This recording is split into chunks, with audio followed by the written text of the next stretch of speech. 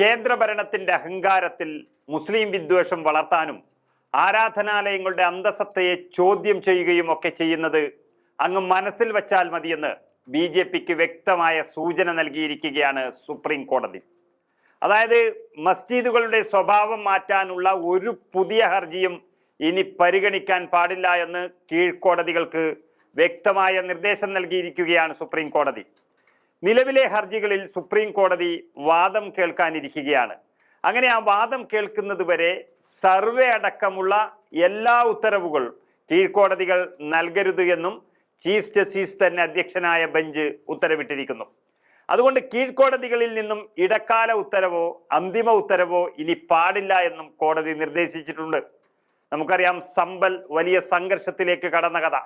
സമ്പൽ സംഘർഷത്തിന്റെ പശ്ചാത്തലത്തിൽ കൂടി നിരവധി ഹർജികൾ സുപ്രീം കോടതിയിൽ എത്തിയിരിക്കുന്ന ഒരു സാഹചര്യത്തിലാണ് അടിയന്തരമായി സുപ്രീം കോടതി ഇടപെട്ടിരിക്കുന്നത്.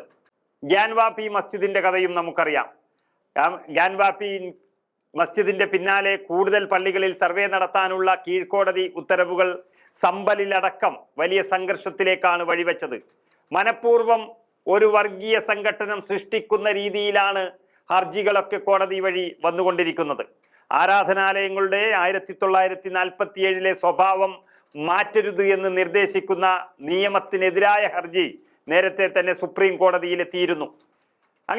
അങ്ങനെ ഒരു നിയമം നിലനിൽക്കെ കീഴ്ക്കോടതികൾ സർവേകൾക്ക് ഉത്തരവിടുന്നത് തടയണമെന്ന ആവശ്യവും കോടതി ഇതിനോടൊപ്പം തന്നെ പരിഗണിച്ചു. രണ്ട് കാര്യങ്ങളിലും വിശദമായ വാദം കേൾക്കാമെന്ന് സുപ്രീം കോടതി അറിയിക്കുകയും ചെയ്തു. കേന്ദ്ര സർക്കാർ അതുകൊണ്ട് തന്നെ ഹർജികളിൽ 4 ആഴ്ചക്കകം മറുപടി നൽകിയേ മതിയാകൂ.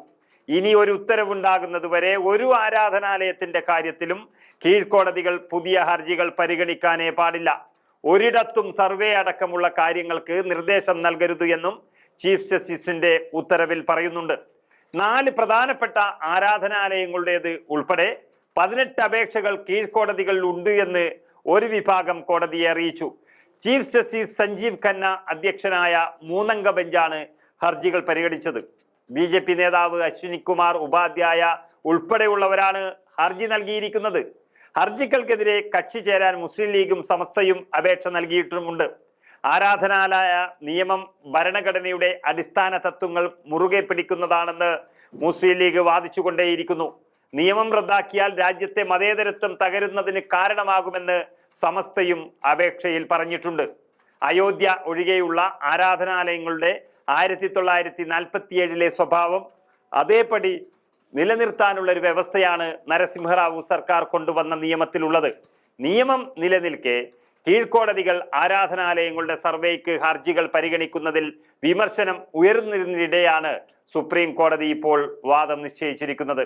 നമുക്കറിയാം, നമ്മുടെ രാജ്യത്തിന്റെ ലോകത്തിന്റെ മുന്നിൽ തന്നെ ഉള്ള തലയെടുപ്പ് എന്ന് പറയുന്നത് മതേതര രാജ്യം എന്നുള്ളത് കൊണ്ട് തന്നെയാണ്. അതിനെയാണ് BJP സർക്കാർ നശിപ്പിച്ചുകൊണ്ടിരിക്കുന്നത്. 10 വർഷത്തിലേറെയായി ഭരണത്തിൽ തുടരുന്ന BJP ഈ രാജ്യത്തിന്റെ അന്തസത്ത കളഞ്ഞു കുളിച്ചിരിക്കുന്നു. മുസ്ലിം ആരാധനാലയങ്ങളെ എല്ലാം പിടിച്ചെടുക്കുകയാണ് ഇത് അവരുടെ ലക്ഷ്യം. അതിനേറ്റ ഒരു ശക്തമായ തിരിച്ചടി തന്നെയാണ് ഈ കോടതി ഉത്തരവ്.